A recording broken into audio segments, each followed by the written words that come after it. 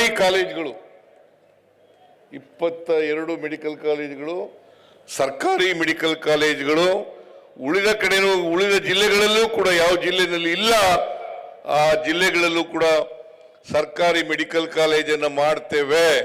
ಜೊತೆಗೆ ಟ್ರಾಮಾ ಸೆಂಟರ್ಗಳನ್ನು ಕೂಡ ಮಾಡ್ತೇವೆ. ಜೊತೆಗೆ ಸೂಪರ್ ಸ್ಪೆಷಾಲಿಟಿ ಆಸ್ಪತ್ರೆನೂ ಕೂಡ ಮಾಡ್ತೇವೆ ಅಂತಕ್ಕಂಥ ಮಾತುಗಳನ್ನು ಹೇಳಲಿಕ್ಕೆ ಬಯಸ್ತಾ ಇದ್ದೇನೆ. ಇಲ್ಲಿ ಹೋರಾಟ ಮಾಡ್ತಾ ಇದ್ರು, PPP ಮಾಡೆಲ್ನಲ್ಲಿ ಬೇಡ,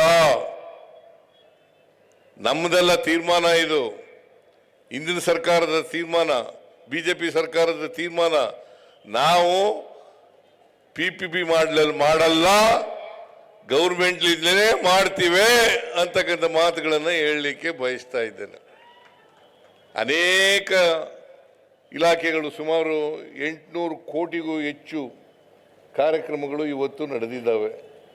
ಈಗಾಗಲೇ ಇಲ್ಲಿ ನೋಡಿದ್ದೀರಲ್ಲ, ಶಂಕುಸ್ಥಾಪನೆ, ಉದ್ಘಾಟನೆ ಇವೆಲ್ಲ ಇವತ್ತು ನಾನು ಅವಕ್ಕೆ ಇನಾಗ್ರೇಷನ್ ಮಾಡಿದ್ದೇನೆ, ಉದ್ಘಾಟನೆ ಮಾಡಿದ್ದೇನೆ. ನಮ್ಮ ಬಸವನಗೌಡ ಯತ್ನಾಳ್ ಅವರು, ಅವ್ರ ಕ್ಷೇತ್ರ ಅನ್ನೋದು ಗೊತ್ತು, ಇದು ನನಗೆ. ಅವ್ರ ಕ್ಷೇತ್ರ ಅಲ್ಲ ಇದು, ಬಿಜಾಪುರ. ಅದರಿಂದ ಅವರ ಅಭಿಮಾನಿಗಳಿದ್ದಾರೆ. ನೀವು ನಮ್ಮ ಅಭಿಮಾನಿಗಳು ಕೂಡ.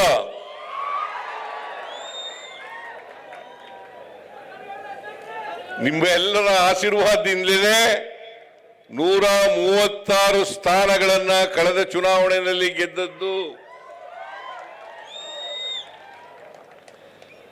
ಇಲ್ಲಿ ಬಿಜಾಪುರ ಜಿಲ್ಲೆಯಲ್ಲಿ ಸುಮಾರು 8 ಅಸೆಂಬ್ಲಿ ಕ್ಷೇತ್ರಗಳಿದ್ದಾವೆ. 8 ಅಸೆಂಬ್ಲಿ ಕ್ಷೇತ್ರಗಳಲ್ಲಿ 6 ಕ್ಷೇತ್ರಗಳನ್ನ ನಾವು ಗೆದ್ದಿದ್ದೇವೆ. ಅದರಿಂದಲೇ ನಾವು ಸರ್ಕಾರ ಮಾಡಲಿಕ್ಕೆ ಸಾಧ್ಯ ಆಯಿತು. ಅದಕ್ಕೆ 136 ಸ್ಥಾನಗಳನ್ನು ಗೆಲ್ಲಬೇಕಾದ್ರೆ 136 ಸ್ಥಾನಗಳನ್ನು ಗೆಲ್ಲಬೇಕಾದ್ರೆ ನಿಮ್ಮ ಆಶೀರ್ವಾದ ಬಹಳ ಮುಖ್ಯ ಅಂತಕ್ಕಂಥ ಮಾತುಗಳನ್ನು ಹೇಳಲಿಕ್ಕೆ ಬಯಸ್ತಾ ಇದ್ದೇನೆ. ಅನೇಕ ಸಾರಿ ಬಂದಿದ್ದೇನೆ ನಾನು ಬಿಜಾಪುರಕ್ಕೆ. ಸುಮಾರು 40-45 ವರ್ಷಗಳಿಂದಲೂ ಕೂಡ ಇಡೀ ರಾಜ್ಯನೆಲ್ಲ ಸುತ್ತಾಡ್ತಾ ಇದ್ದೀನಿ ನಾನು. ಕಳೆದ ಚುನಾವಣೆಯಲ್ಲೂ ಕೂಡ ಬಂದಿದ್ದೆ, ಅದರಿಂದ ಚುನಾವಣೆಯಲ್ಲೂ ಕೂಡ ಬಂದಿದ್ದೆ, ಅದರಿಂದ ಚುನಾವಣೆಯಲ್ಲೂ ಕೂಡ ಬಂದಿದ್ದೆ, ಬೇರೆ ಸಂದರ್ಭಗಳಲ್ಲೂ ಕೂಡ ಬಂದಿದ್ದೆ. ಆದರೆ ಬಂದಾಗೆಲ್ಲ ಕೂಡ ನೀವು ನನಗೆ ಆಶೀರ್ವಾದವನ್ನು ಮಾಡಿದ್ದೀರಿ ಅಂತಕ್ಕಂಥ ಮಾತುಗಳನ್ನು ಹೇಳಲಿಕ್ಕೆ ಬಯಸ್ತಾ ಇದ್ದೇನೆ. ಬಸವನಗೌಡ ಯತ್ನಾಳ್ ಅವರು ಅನೇಕ ವಿಚಾರಗಳನ್ನು, ಅನೇಕ ಒತ್ತಾಯಗಳನ್ನು ಮಾಡಿದ್ದಾರೆ. ಅವುಗಳಲ್ಲಿ ಬಹಳ ಮುಖ್ಯವಾದದ್ದು ಮೇಲ್ಸೇತುವೆ. 160 ಕೋಟಿ ರೂಪಾಯಿ ಅಂದಾಜು ವೆಚ್ಚದಲ್ಲಿ ಮೇಲ್ಸೇತುವೆ ಮಾಡಬೇಕು ಅಂತ ಮನವಿಯನ್ನು ಮಾಡಿದ್ದಾರೆ. ಅದನ್ನು ಮಾಡಿಕೊಡ್ತಕ್ಕಂಥ ಕೆಲಸವನ್ನು ಮಾಡ್ತೇನೆ ಅಂತಕ್ಕಂಥ ಮಾತುಗಳನ್ನು ಹೇಳಲಿಕ್ಕೆ ಬಯಸ್ತಾ ಇದ್ದೇನೆ. ಗೊತ್ತಾಯ್ತಾ?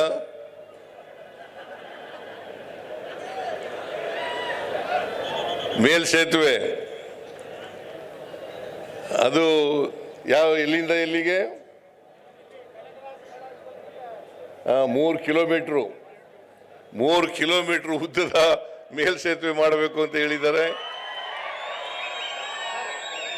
ಸಂತ ಕನಕದಾಸ ಸರ್ಕಲ್ನಿಂದ ಅಂಬೇಡ್ಕರ್ ಸರ್ಕಲ್ ಮಾರ್ಗವಾಗಿ ಶಿವಾಜಿ ಮಹಾರಾಜರ ಸರ್ಕಲ್ವರೆಗೆ, ಭಕ್ತ ಕನಕದಾಸರ ಸರ್ಕಲ್ನಿಂದ ಅಂಬೇಡ್ಕರ್ ವೃತ್ತ ಮತ್ತು ಶಿವಾಜಿ ಮಹಾರಾಜ್ ಅವರ ವೃತ್ತದವರೆಗೆ ಮಾಡಬೇಕು ಅಂತ ಹೇಳಿದ್ದಾರೆ.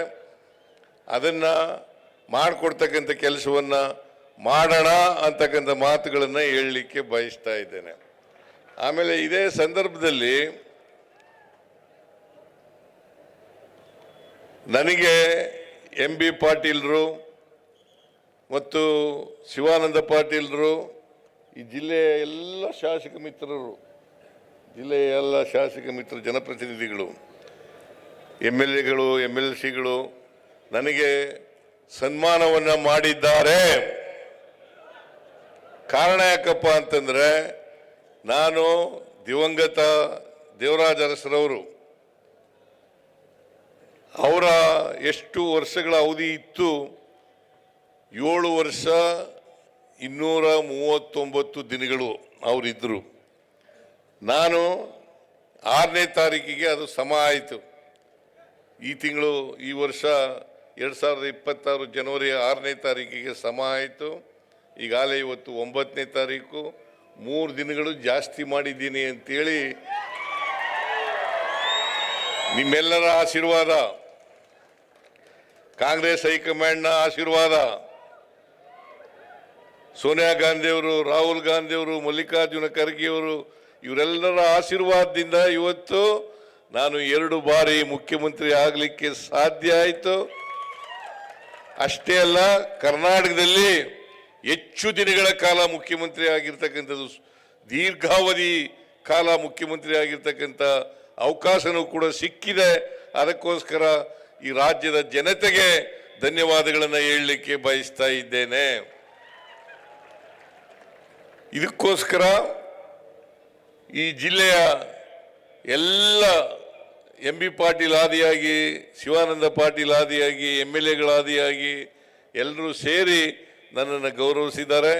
ಅದಕ್ಕೋಸ್ಕರ ನಾನು ಅವರೆಲ್ಲರಿಗೂ ಕೂಡ ಕೃತಜ್ಞತೆಗಳನ್ನು ಸಲ್ಲಿಸಲಿಕ್ಕೆ ಬಯಸ್ತಾ ಇದ್ದೇನೆ ಅಂತಕ್ಕಂಥ ಮಾತುಗಳನ್ನು ಹೇಳಲಿಕ್ಕೆ ಬಯಸ್ತಾ ಇದ್ದೇನೆ. ನಾನು ಸಮಯ ಆಗಿದೆ, ಅದರಿಂದ ಹೆಚ್ಚು ಮಾತಾಡಲಿಕ್ಕೆ ಹೋಗಲ್ಲ. ಭಾಳ ಮಾತಾಡಬೇಕಾಗಿತ್ತು, ನಮ್ಮದೇ ತಪ್ಪು. ಲೇಟಾಗಿ ಬಂದದ್ರಿಂದ, ನಾವು ಜಲ್ದಿ ಹೋಗ್ಬೇಕಾಗಿರೋದ್ರಿಂದ, ಇದು ನಿಮ್ಮ ತಪ್ಪಲ್ಲ, ನಮ್ಮ ತಪ್ಪು. ಅದಕ್ಕೋಸ್ಕರ ಕ್ಷಮಿಸಬೇಕು ಅಂತಕ್ಕಂಥ ಮಾತುಗಳನ್ನು ಹೇಳಿ ನನಗೆ ಹೆಚ್ಚು ಮಾತಾಡಲಿಕ್ಕೆ ಆಗದೇನೆ ನನ್ನ ಭಾಷಣವನ್ನು ಮುಗಿಸ್ತೇನೆ. ನಿಮ್ಮೆಲ್ಲರಿಗೂ ನಮಸ್ಕಾರ. ಜೈ ಹಿಂದ್, ಜೈ ಕರ್ನಾಟಕ.